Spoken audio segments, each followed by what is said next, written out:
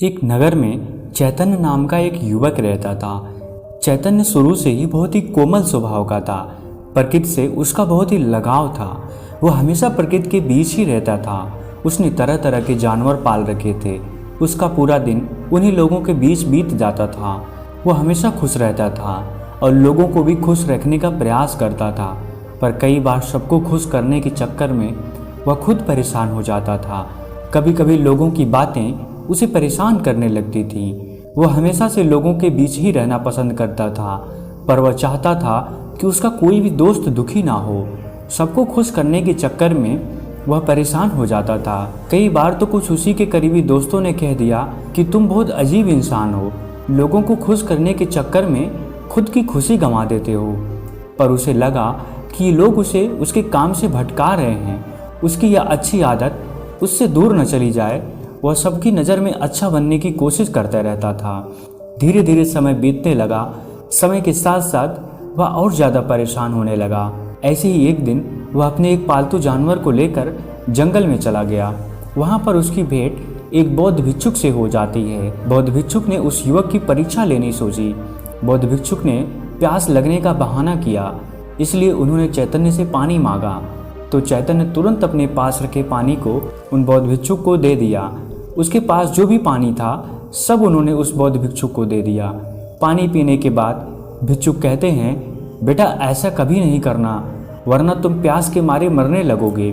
चैतन्य ने कहा, गुरुजी मैं प्यासा रह जाऊं, पर सामने वाला नहीं। उसकी इस बात सुनकर भिक्षुक बहुत ही प्रभावित हो जाते हैं। बौद्ध भिक्षुक उसे आशीर्वाद देते हैं और कहते हैं, आज से तुम जिस भी परेशान व्यक्ति को पानी पिलाओगे उसकी सारी परेशानी दूर हो जाएगी। चैतन्य बहुत ही खुश हुआ। वह घर वापस लौट आया।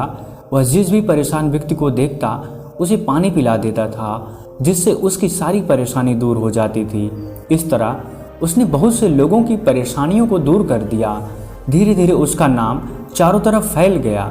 लोग दूर दूर से अपनी परेशानियां लेकर उसके पास आते और वह झट से उनकी परेशानियों को दूर कर देता था। लोग उसकी पूजा करने लगे, उसे ईश्वर का दूत मानने लगे।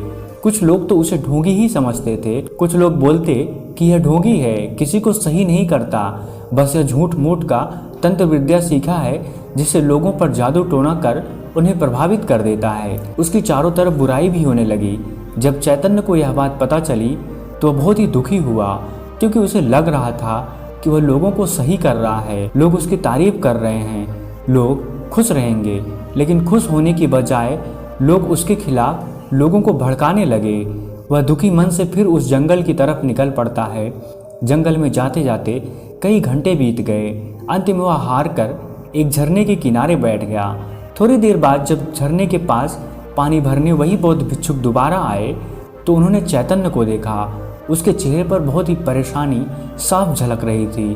वह इतना परेशान था कि अपने विचारों में वह इतना खोया हुआ था कि वह उन बौद्ध महात्मा को पहचान ही नहीं पाया। बौद्ध महात्मा ने कहा, चैतन्य क्या बात है, तुम बहुत परेशान दिखाई दे रहे हो, कोई बात है क्या? चैतन्य अपना सर ऊपर उठाया और उन बौद्ध महात्मा को देखता है, पर कोई जवाब नहीं देता है। बौद्ध महात्मा ने कहा, हम आपसे एक बार मिल चुके हैं, शायद तुम्हें याद होगा। मुझे बहुत जोर की प्यास लगी थी जब तुमने मुझे पानी पिलाया था। तब चैतन्य अपने खोए हुए विचारों से बाहर आया और उसने बौद्ध महात्मा को देखते ही पहचान गया। उसने उन बौद्ध महात्मा को प्रणाम किया और उनसे क्षमा मांगी और कहा, हे महात्मा, मुझे क्षमा कर दीजिएगा। मैं इतना ज़्यादा अपने नकारात्मक विचारों से परेशान हूँ कि मुझे याद ही नहीं रहा कि मैं आपसे कभी मिल चुका हूँ। मैं आपको पहचान ही नहीं पाया, इसके लिए मैं आपसे क्षमा मांगता हूँ। बौद्ध महात्मा ने कहा, तुम निश्चिंत होकर अपनी परेशानी मुझे बताओ। तब चैतन्य उन महात्मा से कहता है, हे महात्मा, आपने जो वरदान दिया था उसकी वजह से हम लोगों को तो सही कर रहे थे और लोग सही भी हो रहे थे।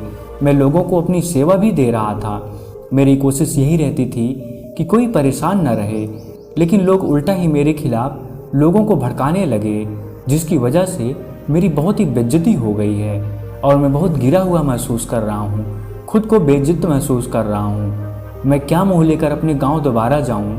तब महात्मा कहते हैं, मैं तुम्हें कुछ बातें बताने जा रहा हूँ जिसे तुम ध्यान से सुनना। अगर तुम ध्यान से सुनोगे तो तुम्हारी सारी परेशानी दूर हो जाएगी। बौद्ध महात्मा ने कहना शुरू किया, हमें बचपन से सिखाया जाता है कि ऐसा काम करो कि कोई आपसे नाराज ना हो, सब आपसे खुश रहें। पर हकीकत की बात करें तो पूरी दुनिया को एक साथ खुश तो भगवान भी नहीं कर सकते। कई बार दूसरों को खुश रखने की कोशिश हमारी ही नहीं, सामने वाले के लिए भी मुसीबत बन जाती है।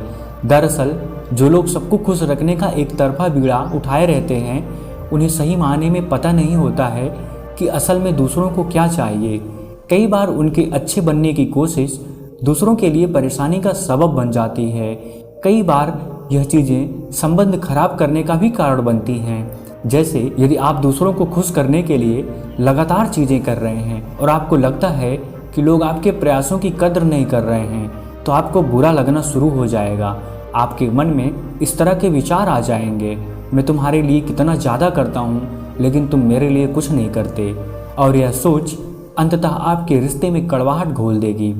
हर एक को खुश रखने की चिंता समय की बर्बादी है। आप इस बात को नियंत्रित नहीं कर सकते कि दूसरे लोग कैसा महसूस करते हैं।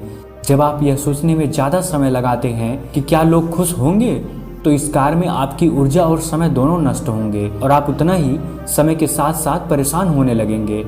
अगर आप दूसरों को खुश रखने की चिंता छोड़ दें, खुद के निर्णय लेना सीखें, तो सबसे पहले आप सबसे ज़्यादा खुश रहने लगते हैं। आप जितने ज़्यादा सक्षम होंगे उतने ही ज़्यादा स्वतंत्रता और आत्मविश्वास हासिल करेंगे। आप जो निर्णय लेंगे उनसे संतुष्टि महसूस करेंगे, भले ही आपके कार्य में दूसरे लोग असहमत हों, क्योंकि आपको पता होगा कि आपने सही निर्णय लिया है। आपके पास अपने लक्ष्य के लिए ज़्यादा समय और ऊर्जा होगी। आपको खुश देखकर दूसरे लोग आपके जैसा बनना चाहेंगे। आप दूसरों जैसा बनने में अपनी ऊर्जा बर्बाद ना करो। इसलिए आपके पास अपने मन चाहे काम करने के लिए समय और ऊर्जा होगी। जब आप उस प्रयास को अपने लक्ष्य की दिशा में लगाते हैं, तो आपके सफल होने की कहीं ज़्यादा संभावना होती है। व्यक्ति आदतों का गुलाम है। याद रखिए, आदतों से ही व्यक्ति का स्वभाव बनता है और फिर स्वभाव से व्यक्तित्व और फिर व्यक्तित्व से व्यक्ति का जीवन बनता है। इसलिए जीवन को सुधारना हो तो आदतों को सुधारना होगा। एक बार कोई बुरी आदत पड़ जाए तो बड़ी मुश्किल से छूटती है। चलिए एक उदाहरण के माध्यम से समझते हैं। एक व्यक्ति नदी किनारे अपने दोस्त के साथ बैठा हुआ था। तभी उसे नदी में एक कंबल बहता हुआ दिखाई दिया। उसने आव देखा न ताव कंबल को पकड़ने के लिए नदी में छलांग लगा दी और कंबल को पकड़ लिया। थोड़ी देर में उसे लगा कि कंबल ने उसे जकड़ लिया है और अपने साथ बहा कर ले जा रहा है। वो बचाओ बचाओ चिल्लाने लगा। किनारे बैठे दोस्त ने कहा, छोड़ दे कंबल, कंबल को तुमने पकड़ रखा है, कंबल को छोड़ दे। वह चिल्लाकर बोला, पहले मैंने कंबल को पकड़ा था, अब इस कंबल ने मुझे पकड़ लिया है। मैं इसे छोड़ना चाहता हूँ पर यह कंबल मुझे नहीं छोड़ रहा। वह व्यक्ति कंबल में पूरी तरह फंस चुका था। सबको खुश करना एक कंबल के समान है। अगर आप सबको खुश रखने की कोशिश में पड़ेंगे तो आप कंबल में फंसते चले जाएंगे और फिर आप परेशान होते रहेंगे। कंबल के जाल से मुक्त होना है तो सबको खुश रखने की जिम्मेदारी से हटना होगा। भूल जाओ कि लोग क्या सोचेंगे आपके बारे में। जब आप खुश हैं तो दुनिया आपकी खुशी में सम्मिलित होती है, लेकिन जब आपको कोई दुख है तो लोग आपसे दूर भागने की कोशिश करते हैं। तो भूल जाइए आप ऐसे लोगों को।